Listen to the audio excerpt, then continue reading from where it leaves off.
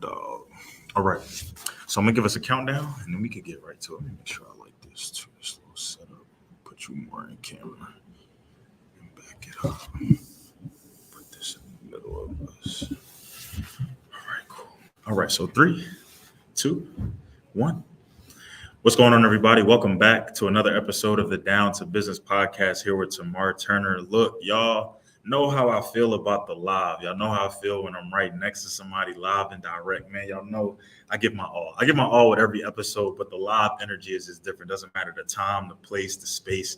Tamar's going to do what he got to do. So I really have to give a big shout out. Before I even give a big shout out to Dr. J for connecting with me, for being here. Big shout out to my guy, Aaron Caldwell, man. Sure. Shout out to him and wifey putting on for Faven, man, doing everything from taking over Hotel Hyatt in Ybor City to really just making sure vendors and business owners and entrepreneurs have a space in place to really do what they do. So Aaron has sent me a multitude of just advice, a multitude of connections. He even reached out to me earlier this week just to tell me how proud of the young guys that he was, and just proud of just, he felt like he said he was passing the baton and passing the torch. So my guy, I know you're going to be tapping into this, so thank you for that. But obviously, even a bigger shout out to Dr. J. One, we got some Divine Nine connection in the house today, so I'm very excited for that, for all my Greeks tapping in. But again, we were able to connect last week. Quick turnaround time. You know, we hashed out some things. We figured out the schedules, and now he's here sitting right next to me. But I'm very, very, very excited to tap into what he's here to talk about today. You know, I feel like it's something that everybody may have an opinion. Everybody may have read up on, have information about it, some capacity, have come across. You may even know somebody, if not yourself, that's passionate about this. But very excited for him to break down why he really got into what he's doing, what he's really doing, and how you can even be a part of it, how he could be a resource to you. Before we get into that, though, how you doing? How's everything on your end? I'm good, man. I'm happy to be here. It's a pleasure. Thank you for having me. Absolutely. Thank you for taking the time just to be with us, as I said. So one, I know that we're going to have a lot of people tapping into this interview. We're going to have probably some mutuals in Aaron and maybe some people who have come across our profiles. Thanks. We're going to have your side tapping in. We're going to have my side tapping in. But we're going to have some new people tapping in just the same. People who probably know nothing about us. People who may even be on the IG Live but want to kind of find out more, want to follow along the journey. So can you just do two things for me? Can you, one, tell me what brings you on the Down to Business podcast today? Well, I said that out of order. One, tell me a little bit about yourself. Okay. Two, in that, also tell me what brings you on the Down to Business podcast today. Yeah. So just a little bit about myself. My name is Dr. Jonathan Locust Jr. Everyone calls me Dr. J. My background, my career has been in higher education. So I've spent the last 13 years in higher education as a chief diversity officer.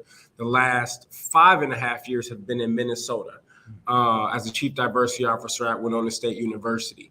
And I really got to the point to where as I was on that path of becoming a university president. So I was really close. We were doing a lot of things with Black success, Brown success, making sure students were successful. I even told you one of the things I did was I brought a Black barber to campus, had students getting chopped up, had the tutoring services there. So we did a lot of wonderful things. But as I started to then really progress, I realized that that's not really what I wanted to do.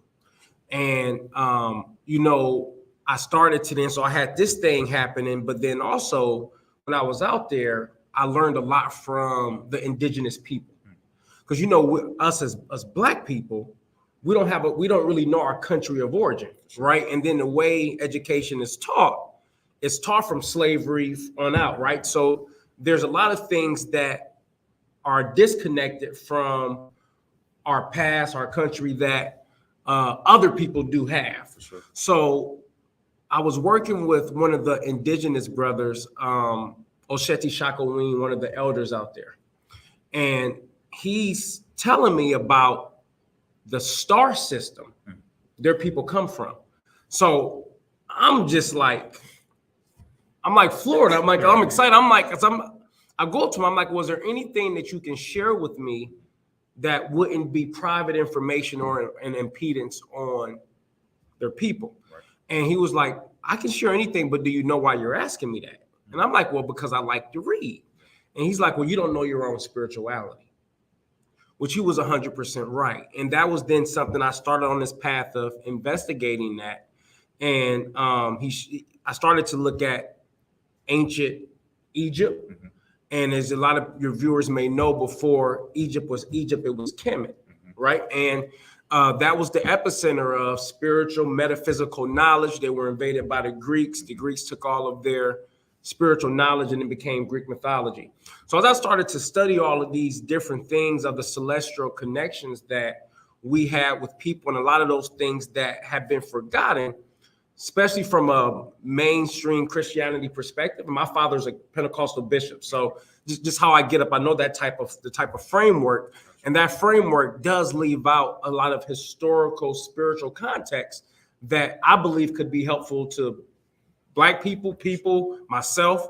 So that was one of the reasons that I then I quit my job, and I started a company called Rise, which is a platform for spiritual wellness services and products.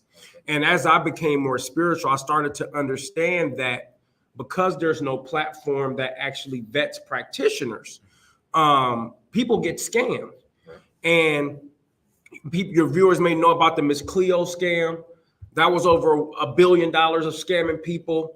The USPS, which was just even recent, the United States Postal Service scam, 1.2 million people impacted, $175 million. So I started to just see the impact of not having a platform where people could actually vet practitioners for spiritual wellness. And that's what I've been focusing my time and energy on. Okay. So that's kind of the first question. And the second question to answer is like the why. For one, we shout out our brother, Aaron Caldwell, solid. And then I saw the wonderful things that you were doing, the Divine Nine connection. And I'm like, if there's a way that we could then partner, collaborate to then share each other's stories, other platform, that way we can progress and share each other's messages, which I really support what you're doing. I wanted to be able to do that. Absolutely. Yeah, because even when Aaron made the connection with us, I started immediately going through the content, just seeing what you were doing. And we were really in the same space. And when I say the same space, I more so mean connecting with people in this field, connecting with people in the industries, connecting with those real life experts, those practitioners, as you said, those people who could then be vetted. And I love that you even spoke to about why you, or what more so propels you into this, because a lot of times I'm so interested to hear about origin stories, about why the name came about, why you did this, why you did that. You talked about quitting the job and leaving. You talked about how one conversation not only propelled you into this, but it transformed just your mode of thinking. What you were, having that conversation with that elder, he was absolutely right, because to hear that you don't know your true spirituality, everybody might not take that the best way. You know what I'm saying? Or everybody may want to call him wrong and say, well, how you going to tell? Well, that was the first level of ego. Like, well, who are you talking to? What I'm saying? I'm like, but the intention was pure. Sure. His intention was pure and he was authentic. So when somebody's right, they right, no matter how the message was delivered. So he was absolutely right. Sure. And I love how, with that, though, there's one thing to have a call out, but there's another thing to have a call out, but then have an action follow behind that. Somebody could have easily told you that. You could have been like, man, okay, cool, whatever, kept doing what you were doing. But the fact that you were like, I know he doesn't mean this from a place of malice, a place of harm, but more so introspection. Let me do some reflection about myself. I'm not perfect. Even us being raised how we were raised. God bless you. God bless you. Allergies could be totally different. You know what I mean? Like I was raised Christian. Yes, sir. But at one point I was in a Catholic church. I went to a Catholic high school. My main church, my home church, is non-denominational. So you get a little bit of everything, but ultimately the framework remains very similar through all of that, even going to Catholic schools. So one of the things that stood out to me about what you said, though, was the quitting of the job, the taking of that leap of faith, the really starting of Rise. So when you made these decisions, when you got to the point where you were like, okay, I'm ready to go all in, I'm ready to just, guns a-blazing, was there any apprehension, nervousness behind this? Was there some second guessing? What was that process as you propelled into true business ownership? No, there was definitely like some apprehension, but then one of the things as you go through what I believe is like the spiritual wellness process, you start to then peel back the levels of fear, because fear can really stop you from doing things that you're here to do, that you feel like you're supposed to do. So there were two things that had happened at that time. One of them was for my birthday, I ended up having a past life regression. And for you who may not be familiar, a past life regression is when it's a process of hypnosis. And it's where the unconscious mind is connected to the conscious mind, and you can then experience memories from previous incarnations. And I had this experience that was not only one of the most profound experiences that I ever had, but it also really shifted my frameworks that when I left that experience, I saw the world completely different. Because not only did I have the experiences from this life, I was able to have the experiences and all the emotions that I had from that previous life. So I was able to really understand, if I don't do what I'm supposed to do or what I feel impelled to do, then there could be a life of being stuck. And in that life, I was very, very lonely. I didn't have any family and friends, but I needed to learn. I realized I needed to learn loneliness in that life. However, so I have that experience that has let me know. So I'm having these metaphysical realizations. And then parallel to that, I'm having dreams and I'm interpreting my dreams. So I have a process of kind of interpreting my dreams. What do they mean? So whenever I have a dream, I write down the details. I meditate on my dreams to understand what they mean. So I was having these dreams, so I'm recording it. And I started to then see, okay, that there were just things that I was, of course, worried about. Having a family, 2 children, a wife, a nice 6-figure salary that was really well. And then we wanted to move to Tampa and build a home. So there were all these things there. But as I started to then think about, okay, these are the things that I could start doing and the steps that I can start taking to then alleviate that fear. So one of the things was money, right? That was a fear. Right. So then the question become then, how can I then create a process to where I can start getting paid? Yeah. So I then worked out with the institution I was working at, Winona State, that when my position officially ended, the following month, a consulting contract started. So then I was able to then, of course, have those funds to then do, and then with other stuff. So it was just, what I learned is you just take a step of faith. And in each step of faith, you're also, what I believe, expanding your consciousness, because there's a removal of fear from your vibrational aura. So then as I just kept making those steps, I've gained more faith, I gained more momentum, and I'm less fearful than I was about some of those decisions that I made in the past. Okay. That's, that comes with a lot, in my host of business owners and entrepreneurs and creators who I've talked to, that's always been that step where they can say it plainly, but there was a lot in the mental that was going on. There was, as you said, you had a whole setup, but the setup was also pertinent to your responsibilities. As you said, 2 kids, wife, family, the household, the having to be the male figure in there to make sure everything is handled. So to think about all of that security, in a sense, to think about that foundation, and to think about altering that or changing that, that could bring about a lot of just, is this really what I want to do? But at the end, I think what truly prevailed was that you recognized that this was something that you needed to do if you truly wanted to, 1, tap into your full potential, but also 2, live the life the way you wanted to on your own terms. And I think that that's so important. Oftentimes we get so caught in this trap or so stagnant because things just seem to be working for us, or things just seem to be paying the bills, or things just seem to, okay, I can get by, I can make it another week. But,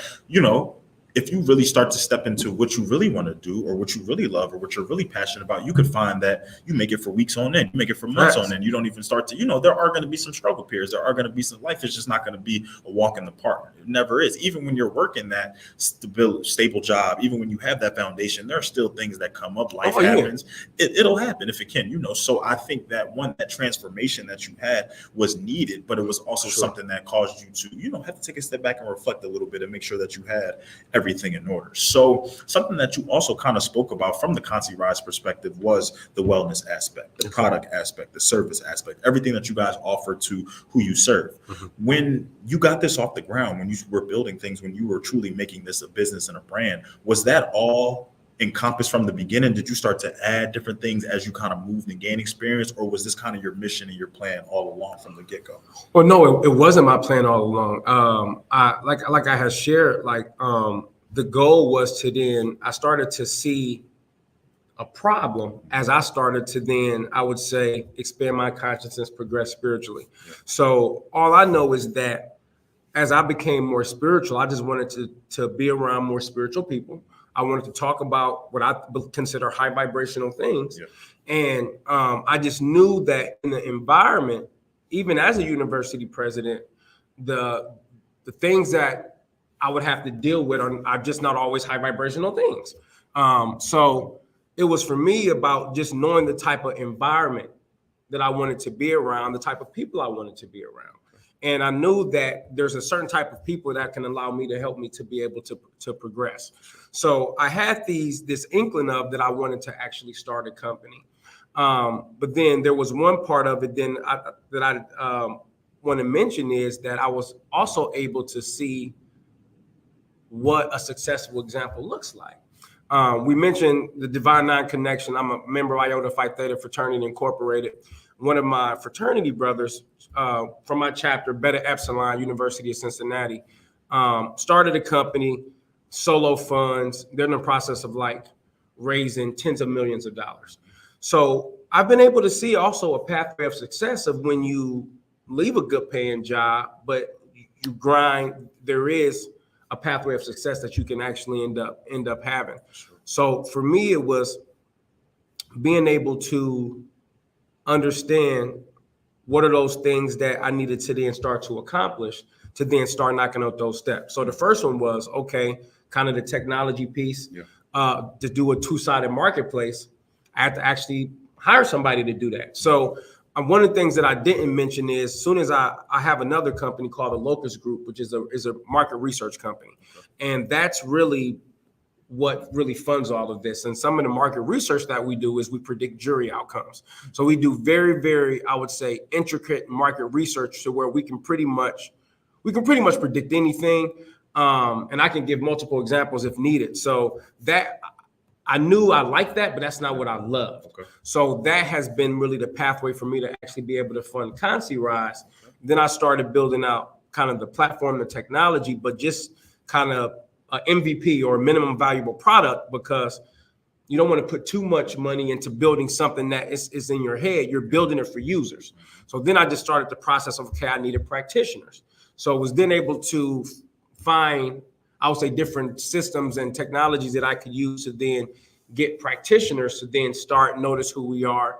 And then as a two-sided marketplace aspect, started then sharing, because as I mentioned, since there's so many scams, a lot of the practitioners have an issue building trust in the market, right? So as somebody who's offering Reiki, they have problem marketing and trying to offer somebody who's offering hypnosis, human design, all of these astrological readings, they have these different issues. So then I started to then say, okay, what are ways that we could then be of service? Because I believe that we should serve before we sell. So then how can we be of service? So then what we started doing and what we are doing is for people who are going through a tough transition, any type of transition, we're offering a complimentary transitional support session. And that was one of the ways we don't take credit card. It's not even about that type of time. We just want to be able to then be of service to that person. And it's a win for us if when we talk to that person and they feel better than they did prior to, it's a win for us. And that's a way that we've been able to be of service, help. And then a part of it, after we've talked about whatever they want to discuss, we do share what Consi Rise is and some of the service that we offer, and maybe they want to connect with a practitioner. And if so, then we then be able to facilitate that. Service before sales. I like that. Hey, that's gonna be the episode title. I like that. We're gonna lock that one, and that's when I started looking around. Y'all saw my eyes lock in a little bit. I said, yeah, he just dropped the gem on us. But that's important though, because I love the idea that a lot of companies that I've talked to share the same mantra and the same mindset, and the same, a lot of times we see these big brands, or we see these influencers, we see these social media, these gurus, these marketplace people, and we always don't necessarily feel that personal connection, that personal, just that I can put a face to a name. I know that, hey, when I'm talking about Consi Rise, I know we're talking to Dr. J. And a lot of times with these bigger companies, with these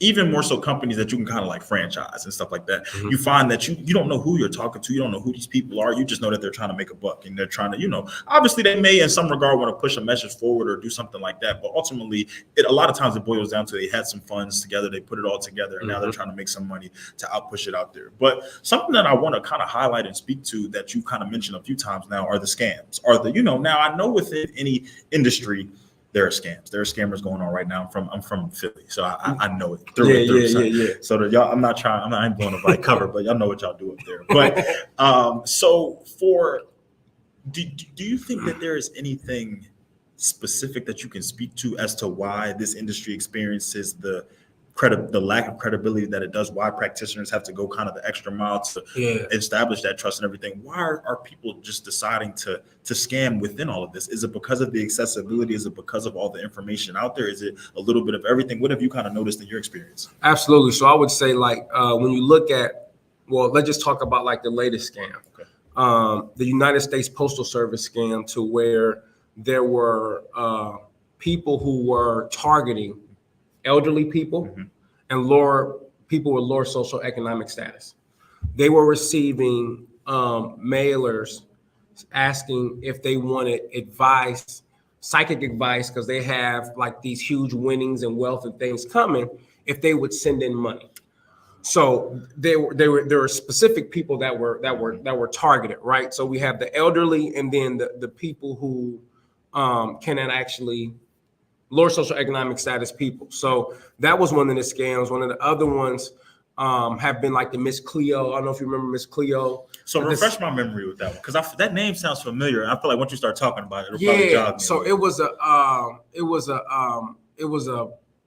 was a black woman, a Jamaican woman who was on, who would be on TV, that would be talking in the accent, and she was actually an actor too. So that was one of the things that they found out. But she would be talking about how she could help provide all the answers to the questions that they need, answers to relationships, and people would send in money. And they actually billed over $1 billion over the course of all of that time. So that's really the problem. And so I think you have the people, a genuine interest in this. Right. And so because there's a genuine interest, and there's not, again, a way that people can actually find or even know how to find vetted practitioners, you have a disconjointed market, right? Because even if you want to know about all the different kind of spiritual wellness modalities, you have to, if you want to find a good hypnotherapist, you got to find a person who does hypnosis. Yeah. You got to find a person who does Reiki. Then you have to find a person who maybe is good at meditation, or a person who does evolutionary astrology. But why not have, again, a place where you can learn about all these modalities, the experts and the practitioners who actually offer them, as well as the aligning products that could be able to help. Gotcha. And to go back again to your question, because everything is so disjointed, people have taken advantage of that. And the most vulnerable populations have then been targeted. Those, as you said, those mailers, I smile not because that's funny that happened, but it instantly refreshed my memory. And I was just like, but I can also see why that demographic was the target. I can also see how, when for people that are, because I think too, it comes from sometimes I get a little, not necessarily naive, but I just get a little like, come on, like, how did you fall? Like, I've read that sounds fake. But there's also too the way you vet things, I think, in a sense. And as someone who is used to vetting, I think I look at it just a little bit differently, because now being a business owner and an entrepreneur, I get those emails all the time. Hey, I can take your YouTube channel to 1 million viewers and do this and do that. And then you click their page and they have 11K followers with 12 likes. And it's just like, what are we really doing here? And it's just like, in the beginning, I'm just like, wait, no, hold on. Like, how did you find my page? And I'm realizing that, Nike is reaching out to me, but is reaching out to me from a Gmail account. And what is really happening here? Right. But, for some people who, like you said, have a true, genuine interest in that, they may not really be thinking of it from an analytical perspective, from a scam perspective. Right. Because for me, like I said, it may even be where I'm from. That makes me just vet things a little bit differently, because I know some things just sound too good to be true, no matter how much you love it, no matter how much you want to be in it. But I also do recognize that there are a host of vulnerable populations out there, and there are a host of vulnerable yet curious populations. And I feel like that's curiosity can time and time again kill the cat, or kill the account, kill the bill, because $1 billion, that's a crazy bill. But the USPS to see sometimes these viable sources sometimes compromise and do different things like that. It can also be confusing too, because you're just like, okay, this isn't Sally Joe reaching out to me. This is Walmart.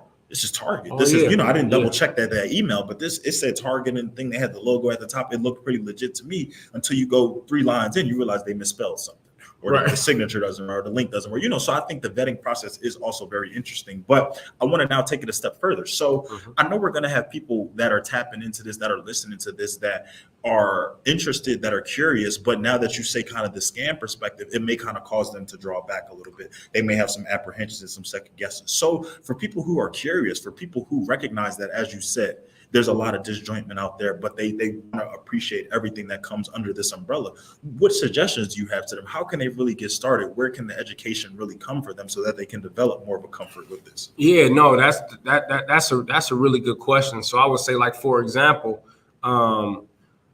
just to even talk about the vetting process, because I want to talk about, like, just make sure, like, the solution, right? Sure. So each of the practitioners that are on the site, and we're in the process now of, like, we're onboarding more practitioners consistently, but it takes a little longer because it's a process. Sure. And so they fill out an application, and that, I would say that application has certain psychometric things that we're measuring to even make sure, like, what is a person that is service driven. So these are things that you can actually measure, like, right?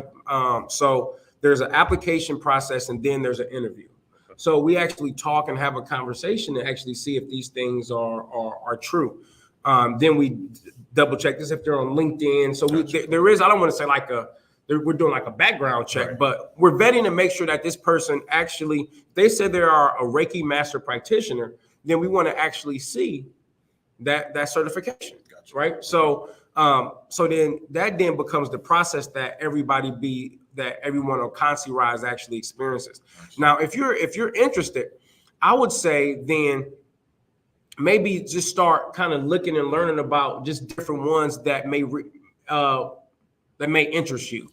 So there's so many different ones, from whether you're looking at chakra balancing, from evolutionary astrology reading and getting your birth chart. And your birth chart is essentially when you were born, the stars and the planets had a certain arrangement. And because they had a certain arrangement, that becomes like your universal identity.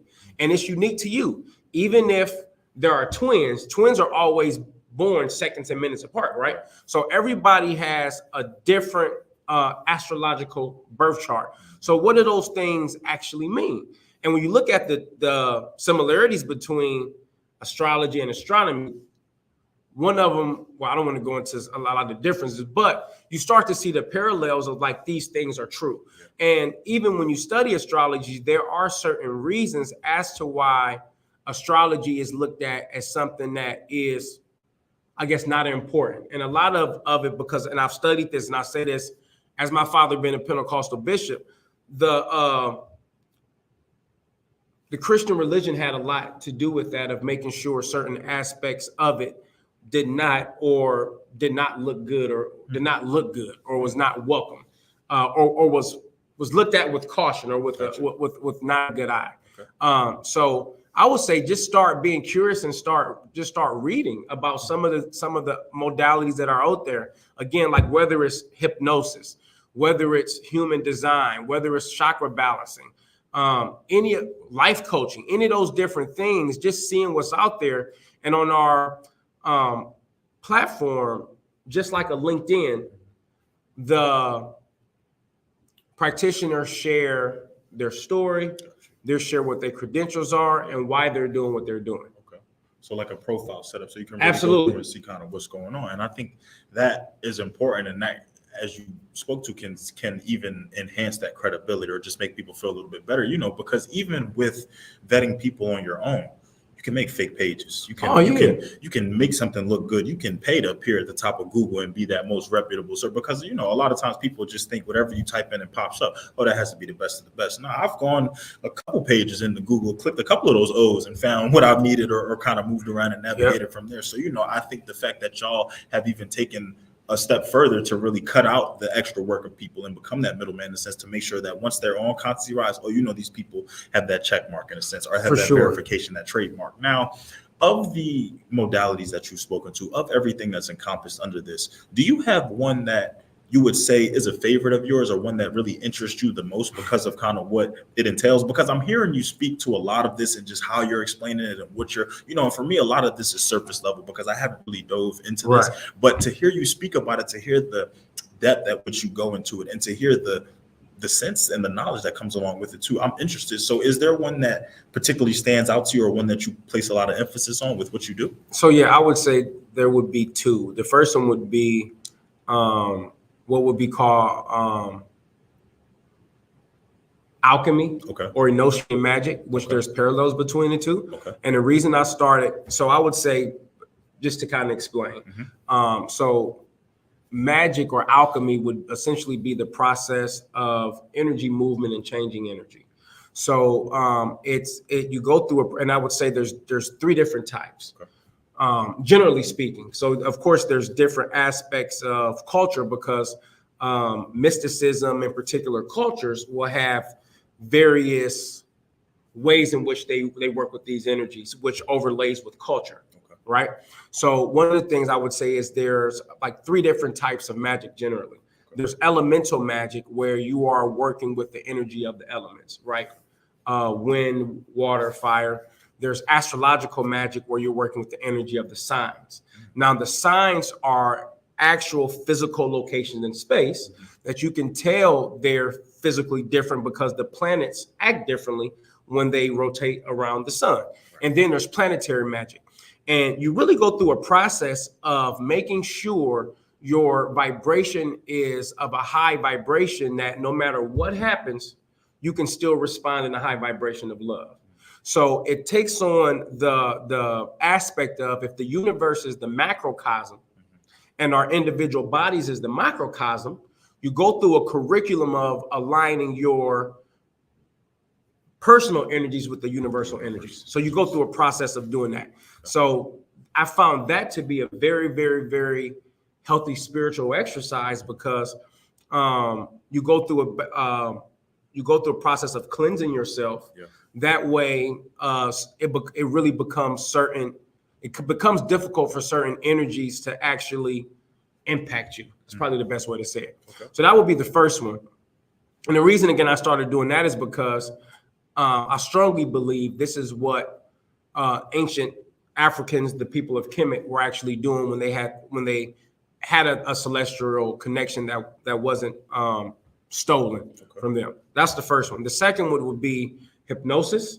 And I talked about, and I can go, I guess, as deep as possible as far as, so even when I talk about hypnosis, there's a few different aspects of which ways it can go. So you have something called a past life regression, which I mentioned is where conscious mind connected with the unconscious mind, experience memories from previous lives. Then a longer session is called the life in between life session, to where you would enter into a previous life, and then you would stay in, we would call it the spirit world, a lot longer to better understand your, we would say, soul cohort group, the type of people that you're learning from, why you picked a particular body that you had, and all of these different things. And one of the things that I ended up finding out, and I had the life in between life session, which was about 4 hours, about 2 months ago, for another birthday present for myself. And what I found out was I was an indigenous warrior we were fighting the British soldiers for encroaching on our land. And long story short, because I can, to kind of get to finish it, I realized I had 2 daughters in that life. There was a lot of us in our tribe. They had technology guns. They killed a lot of us. A group of us went back to their camp that night to kill as many of them as we can. 3 of us were caught. I was one of the ones that were caught. They tied us, and they basically shot us in the back of our head, and that's how I died in that life. From there, I ended up basically descending. So basically, when you go through the process, you ascend upward, and then as you move higher and higher, you typically will feel those more heavier energies become less and less, because you're moving further and further away into another metaphysical environment. when I ended up getting there, I really started to then understand the aspect of, I would say, my personality and who I was. Because at this time, I've had the experience of the indigenous life, the life that I had as a corn farmer. That was my second life. And then this life. So I've had 3 different lives in 3 different races, 3 different personalities. So I wanted to know then, who am I in the essence of who I am after having these different experiences, memories, and emotions and so forth that came along with them. So went through that entire process. And another thing too, and if anybody's interested in learning more, there's a book called Journey of Souls. And Journey of Souls is a book by the guy named Dr. Michael Newton, who he was really, I would say, innovated hypnosis to the point to where he was able to regress people to a deeper state of hypnosis to where they can stay in the spirit world longer.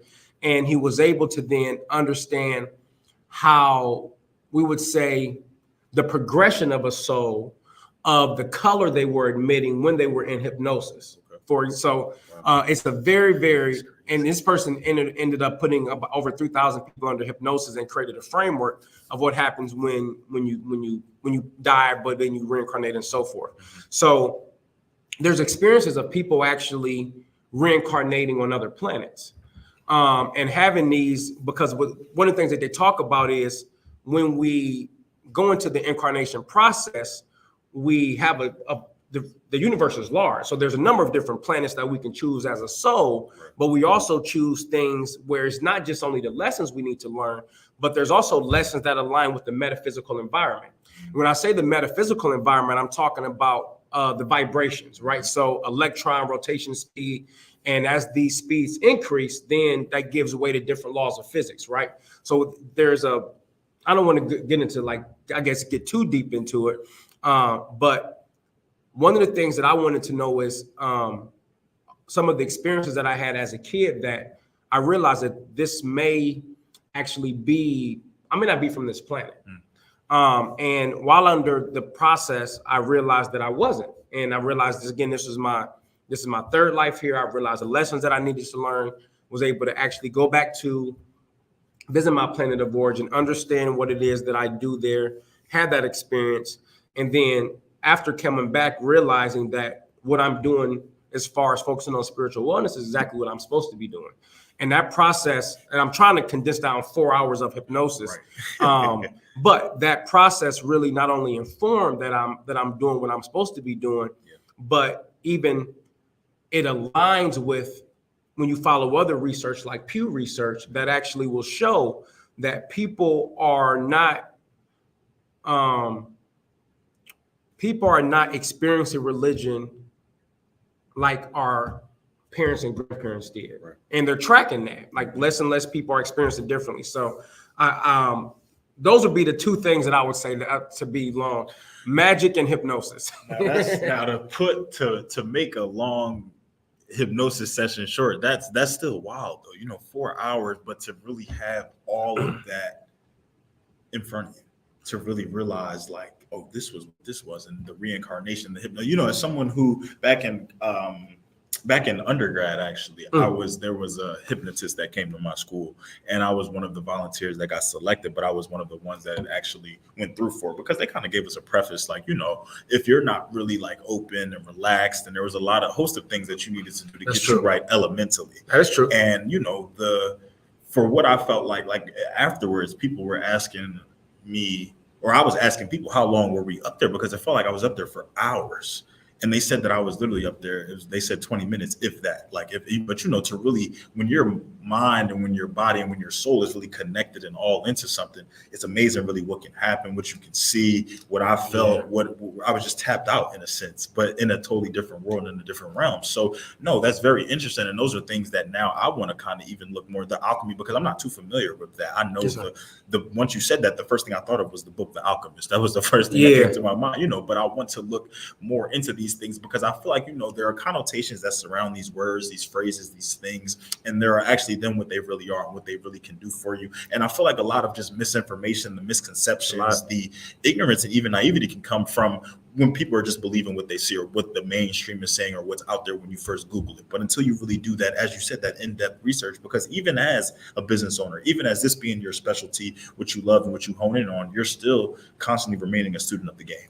You're still learning. You're still even with meeting with people, with dealing with people, with doing these consultations and going through all of that, you're still learning. You're still, opening up to different things. And there could even be the reason why you're experimenting and diving deeper into these modalities, because there's so much that encompasses. It is. Well, and then I was going to say that the main thing that I found out during my last hypnosis session was that I'm here to enhance the light of light workers.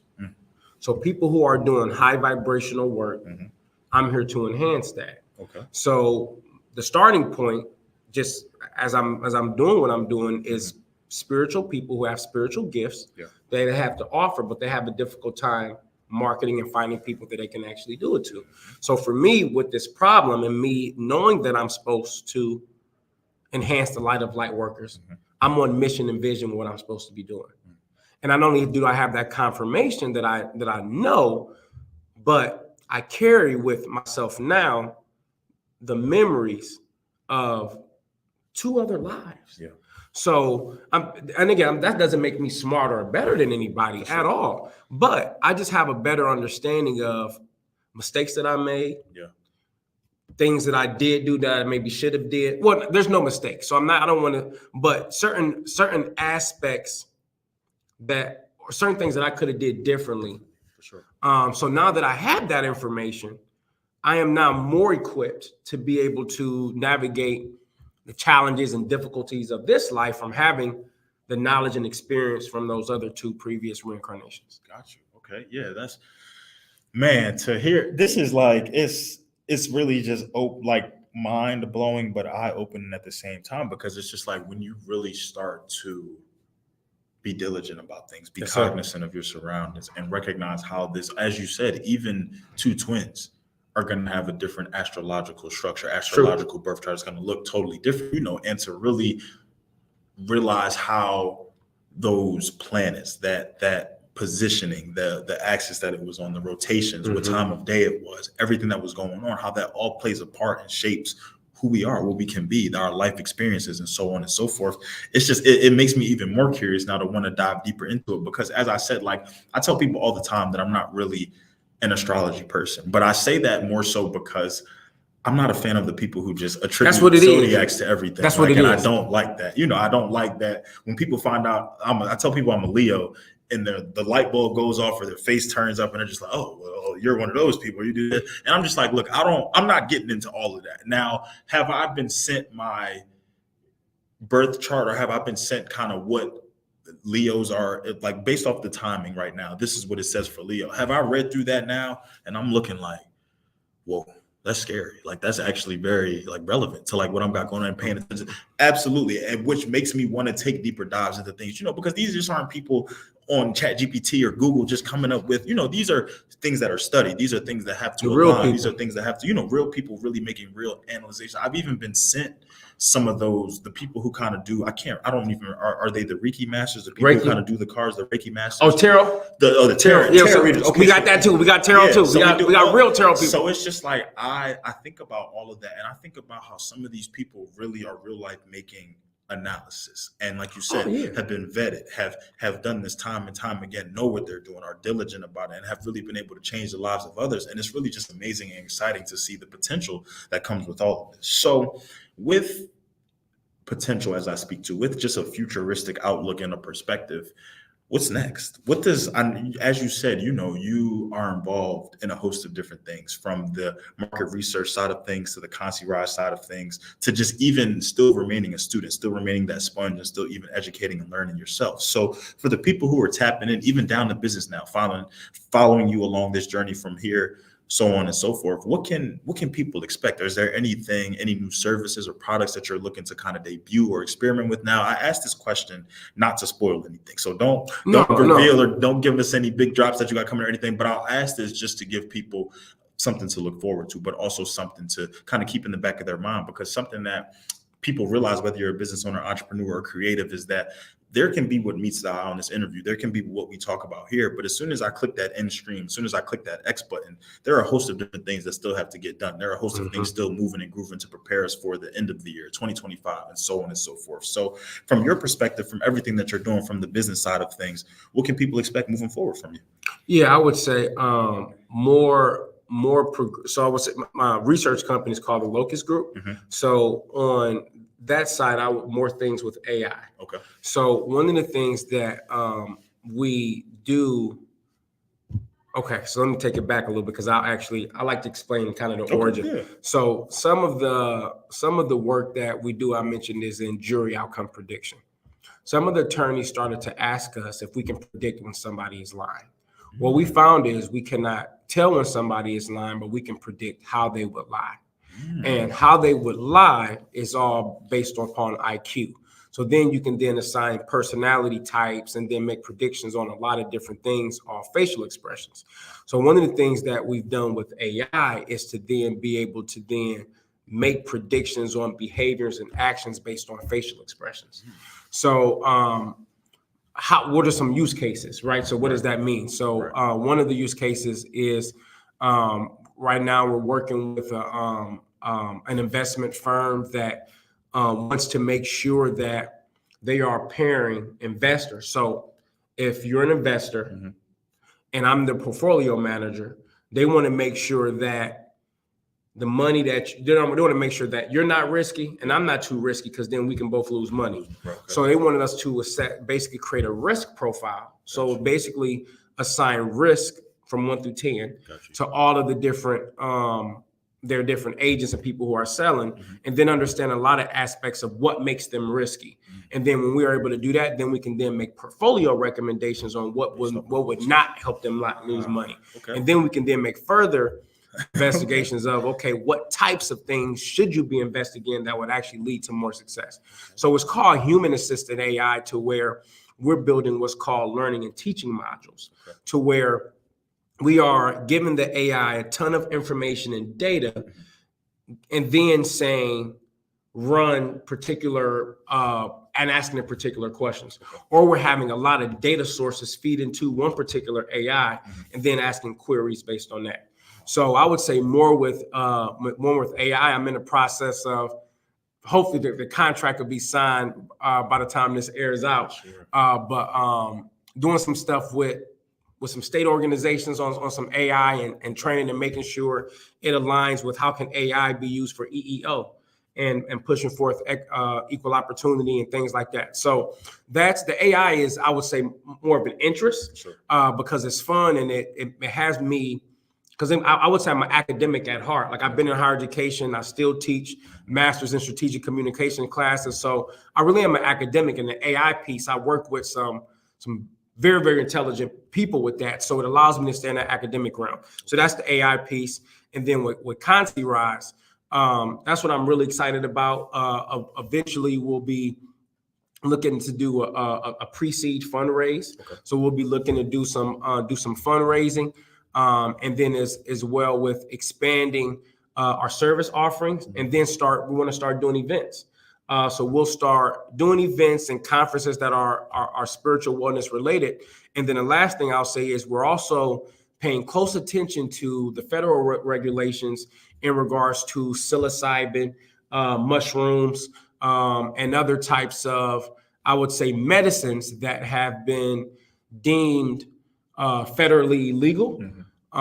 So we are taking a close look on that, because our goal is to really be, whether you look at it as the EPSI, the Upwork of all spiritual wellness, and to be in all of those different areas, from spiritual medicine, from spiritual events, from spiritual services, as well as the spiritual products. So we'll look kind of those as like the kind of the categories that we really want to be able to really help people and to be a service in. That way you can have that one place that you can go that's trusted, that's vetted, and you can actually track stuff too. You can actually see the types of practitioners, what their rating score is. You can read the reviews, just like if you get a microwave, you should be able to see how the microwave is. You should see how your Reiki practitioner is. So we feel the same way. Okay, so So basically, what I got from all of that is don't be out here lying because the Locust group is coming to find out. But that's, I love to really hear that, dude, because as I said, a lot of times we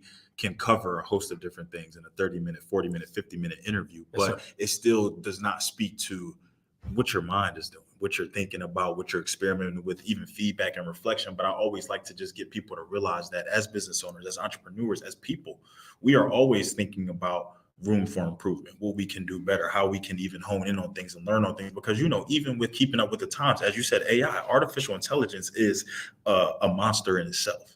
But is it a monster that you fear, or is it a monster that you use to your advantage to help you propel and move forward? And that's what I think a lot of times is going to be the differentiation between people who really want to hone in on certain things or really want to take it that next step to realize, are we going to fear monger and are we just going to keep looking at what the media is saying and how they're portraying this? Or are we going to Google Chat GPT and are we going to throw some prompts in there ourselves and figure out how it works and figure out how we can use it to help maybe curate our content, create different things, get ideas, tweak a resume? I'm just saying, if you're not using AI, just to be completely honest, like if you're not using AI, you really should, and just really to just start getting familiar with it. Like some of the things that are being developed is just start doing it. And I'll even give like I'll even give a quick tip. For so one of the things that you can do especially if you're a business owner, right? So if you're a solopreneur. One of the things that you can do is AI is really good at playing roles. So you can give an AI a particular role to play. So for example, in my AI, I have an exec board full of different positions with different chats. And I can then actually say, okay, I need you to play the role of my vice president of marketing, growth, and advertising. And all of the responses you will see then will be focused on that. And so you can, all ways that you can prompt it to get it to do and be very, very specific and give certain insights that won't necessarily get. So that's something that you can actually do is have it play certain roles as well as communicate in certain tones. Absolutely.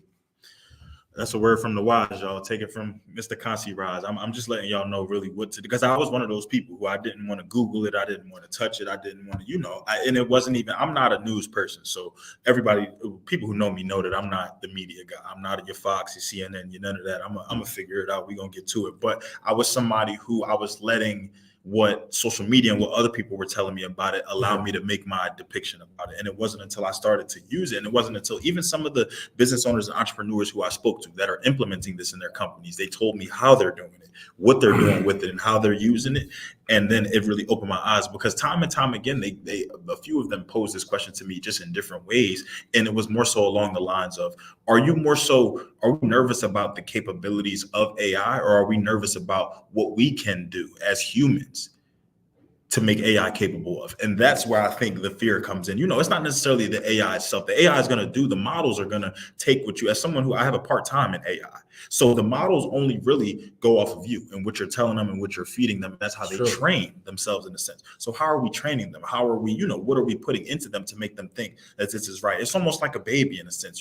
Babies are always in those beginning stages. They're observant. Their first words, a lot of times, why do they repeat the curse words and different things like that? Because they hear it. They're listening. They say this or they say that, and they laugh because they see our reaction to it, but they don't necessarily know what they're saying or what they're doing. But it's not until, you put that instinct in them to realize, okay, unacceptable, no, or you put that reinforcement, positive or negative, and that's when they realize it. So I love that you shared that and you said that, because I think it's something that as we continue to move forward, we need to just keep an open mind to. Now, before we wrap things up, before we tell people where they can tap in with you, find you, everything of the sort like that, do you feel like there's anything that we haven't touched on today that you want to leave for the people? Even any last words for the business owners, the entrepreneurs, the creatives, the people coming across this episode, even those who may be curious in a lot of what it is that you do?